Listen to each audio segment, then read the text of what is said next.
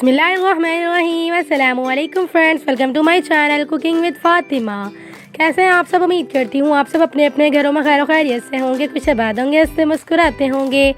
तो आज मैं आपके साथ शेयर करने जा रही हूँ बहुत ज़्यादा मज़ेदार सा, चटपटा सा और बिल्कुल जो है वो सेम बिरयानी स्टाइल मज़ेदार सा मटर पुलाव बनाने की रेसिपी। आज मैं आपको बिना बिरयानी मसाला ऐड किए ही बहुत ज़्यादा अमेजिंग सा, चटपटा सा, मज़ेदार सा मटर पुलाव बनाने की रेसिपी दूंगी। तो आप इस रेसिपी को एंड तक लाजमी से देखिएगा और रेसिपी अच्छी लगे तो रेसिपी को लाइक कर दीजिएगा, शेयर कर दीजिएगा। चैनल पर नहीं हो तो प्लीज़ चैनल को सब्सक्राइब कर दीजिएगा।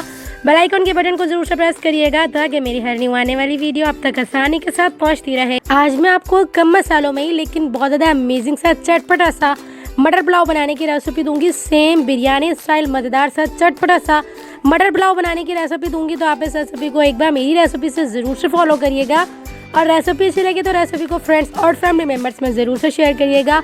और प्लीज़ रिक्वेस्ट है कि अगर आप मेरी रेसिपीज़ देखते ही हैं तो प्लीज़ रेसिपी को लाइक कर दिया करें, शेयर कर दिया kरें और कमेंट्स करके ज़रूर से बताया करें आप मेरी रेसिपी किस सिटी से देखते हैं और आपको मेरी रेसिपीज़ कैसी लगती हैं। और कुछ लोग तो ऐसे हैं कि जिन्होंने मेरा चैनल जो है वो सब्सक्राइब किया हुआ भी नहीं है लेकिन फिर भी मेरी डेली बेसिस पे जो है वो वीडियोस देखते हैं। तो प्लीज़ उनसे रिक्वेस्ट है, जब आप डेली बेसिस पे जो है वो वीडियोस देख रहे हैं तो प्लीज़ चैनल को भी सब्सक्राइब कर लें और बेल आइकन के बटन को ऑल पे जो है वो प्रेस कर दें ताकि मेरी हर न्यू आने वाली वीडियो आप तक आसानी के साथ पहुँचती रहे। और लाइक को शेयर करना बिल्कुल से ना भूलिएगा। तो चलें जी रेसिपी स्टार्ट करते हैं। बिस्मिल्लाहिर्रहमानिर्रहीम।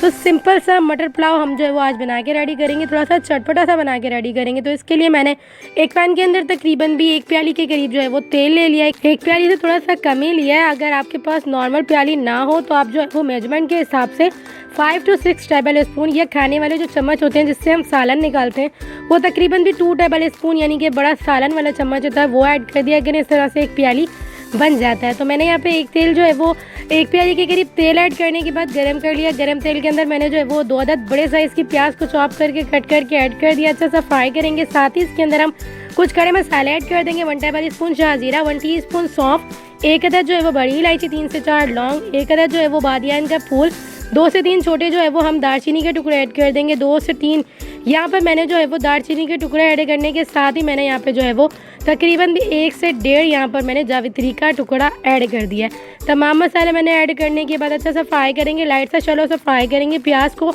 ज़्यादा डार्क कलर नहीं देंगे सिर्फ इसलिए क्योंकि हमने लाइट सा कलर ही देना है पुलाव के अंदर, ज़्यादा डार्क कलर नहीं देना है। तो जब प्याज इस कलर के अंदर आ जाएगी इसके बाद इसके अंदर हम लहसुन अदरक का पेस्ट ऐड कर देंगे। 1 टेबल स्पून भर के मैंने यहाँ पे लहसुन अदरक का पेस्ट ऐड किया है। तमाम मसालों का कच्चापन दूर करेंगे, इसके साथ ही लहसुन अदरक का भी कच्चापन दूर कर लेंगे। तो देख सकते हैं आप तमाम चीज़ें, तमाम मसाले हमारे अच्छे से फ्राई हो चुके हैं। तमाम मसालों का कच्चापन अच्छे से दूर हो चुका है। जब तमाम मसालों का कच्चापन अच्छे से दूर हो जाएगा इसके बाद इसके अंदर हम कुछ ड्राई मसाले भी ऐड कर देंगे। तो देख सकते हैं आप हमारे मसाला जो है वो अच्छे से फ्राई हो चुका है। इसके बाद इसके अंदर हम तकरीबन 1 टेबल स्पून भर के धनिया पाउडर ऐड कर देंगे। 1 टेबल स्पून या 1 टीस्पून कुटी हुई लाल मिर्च ऐड कर देंगे एक अच्छा सा चटपटा सा फ्लेवर देने के लिए।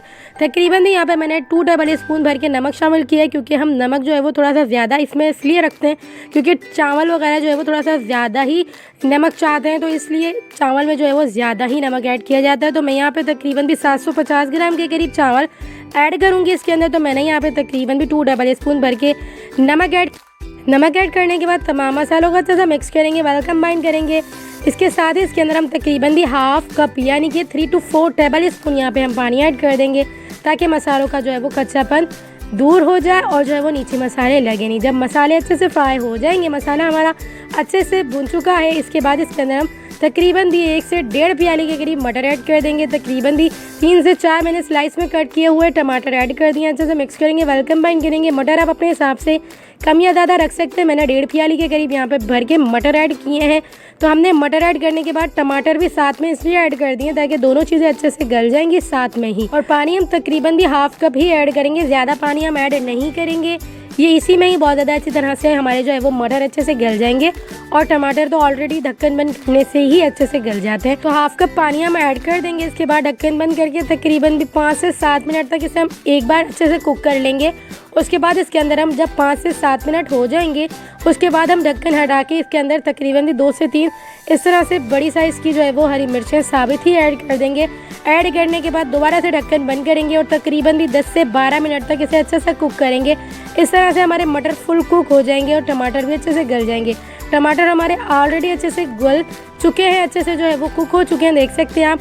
लेकिन हमने इसे थोड़ा सा और भी अच्छे से कुक करना है, लेकिन ज़्यादा मैश हम नहीं करेंगे, थोड़े से खड़े खड़े ही टमाटर रहने देंगे। तो देख सकते हैं आप मटर और टमाटर हमारे अच्छे से गल चुके हैं। 3 हमने यहाँ पे हरी मिर्चें ऐड कर दी हैं, तकरीबन भी बड़े साइज़ की हमने ऐड की हैं और जो है वो इसकी ऊपर की डंडी भी लगे हुए ही हमने ये ऐड कर दी हैं। ऐड करने के बाद ढक्कन बंद करके 10 से 12 मिनट के बाद हम चेक करेंगे। तो देख सकते हैं आप 10 से 12 मिनट तक मीडियम टू लो फ्लेम पे अच्छे से कुक करने से मटर हमारे अच्छे से गल चुके हैं, हरी मिर्चें भी हमारी अच्छे से गल चुकी हैं और टमाटर भी अच्छे से गल चुके हैं। 2 से 3 मिनट तक जो है वो फुल फ्लेम पे करके इसे अच्छा सा कुक करेंगे। इसके साथ ही इसके अंदर हम लास्ट में तकरीबन 1 टीस्पून यहाँ पे हम गरम मसाला पाउडर ऐड कर देंगे।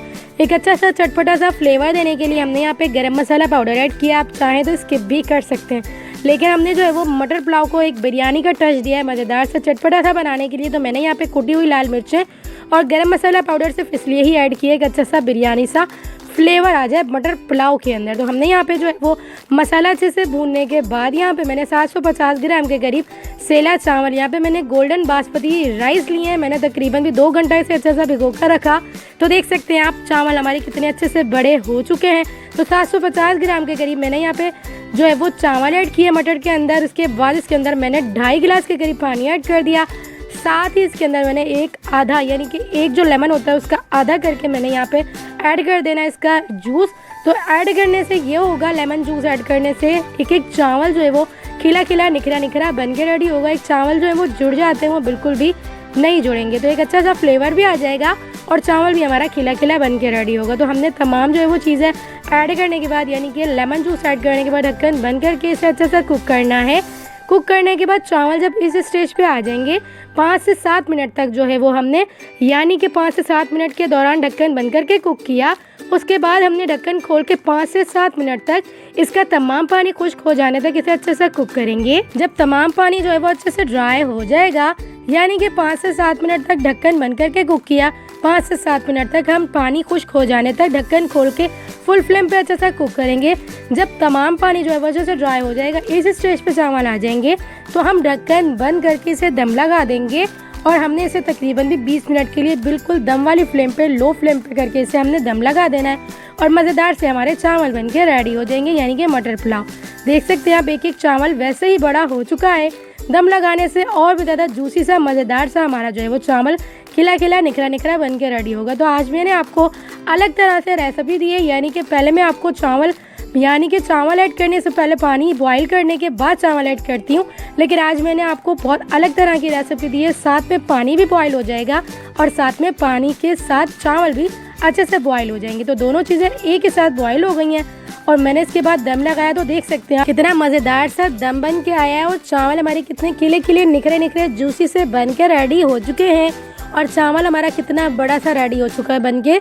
तो मैंने आपको बहुत तरीक़ों से जो है वो मटर पुलाव की रेसिपी दी है। आज मैंने आपको बिल्कुल डिफरेंट स्टाइल से मज़ेदार तरीके से बिरयानी स्टाइल मज़ेदार सा चटपटा सा मटर पुलाव बनाने की रेसिपी दी है। तो आप इस रेसिपी को मेरी रेसिपी से एक बार ज़रूर से ट्राई करिएगा। यकीन करें खुशबूदार मज़ेदार चटपटा सा झटपट से मज़ेदार सा बन जाने वाला अमेजिंग सा हमारा मटर पुलाव बन के रेडी हो चुका। तो आज भी जो है वो मेरी वॉइस को थोड़ा सा इग्नोर करिएगा और अगर आपने मेरी इस रेसिपी को इस वॉइस में भी पसंद किया तो प्लीज़ रेसिपी को लाइक कर दीजिएगा, शेयर कर दीजिएगा। चैनल पर नहीं हो तो प्लीज़ चैनल को सब्सक्राइब कर दीजिएगा और इस रेसिपी को मेरी ज़रूर से ट्राई करिएगा।